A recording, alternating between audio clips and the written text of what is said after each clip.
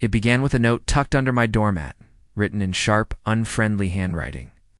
Karen, my next-door neighbor, claimed my fence was dull and depressing and didn't match the aesthetic of the neighborhood.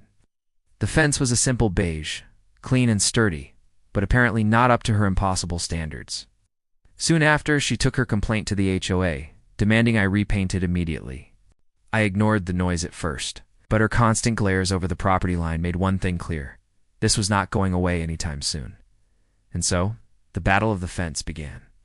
Within a week, I received an official letter from the HOA. It echoed Karen's complaints, stating that my fence failed to maintain community vibrancy.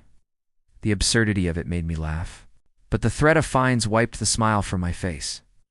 The HOA gave me 30 days to improve the fence. Karen strutted around with satisfaction, certain she had won. I stood in my backyard, staring at the fence, wondering what exactly counted as vibrant in their eyes. And then, the perfect idea began to take shape in my mind. If Karen wanted color, I would give her color more than she could ever handle. I went to the hardware store and filled my cart with buckets of paint. Red, orange, yellow, green, blue, and purple. My plan was bold, outrageous, and guaranteed to make a statement. I imagined the look on Karen's face when she saw her wish granted in the most spectacular way possible. It wasn't just about following the rules, it was about taking back control of my own property. And soon, my fence would become the brightest on the block. Over the next few days, I worked methodically, section by section, brushing vivid stripes across the fence. The transformation was stunning. Neighbors walking by slowed down, their eyes widening at the sight of a rainbow blooming in my yard. Some smiled, others laughed, and children pointed excitedly. It was impossible to ignore. From her porch, Karen's jaw tightened with every new stripe. The fence was no longer delit, was alive with color, and there was nothing she could do to stop it. But Karen wasn't finished, fighting back. Karen stormed the HOA with fury, waving photos of my rainbow fence as if it were a crime scene.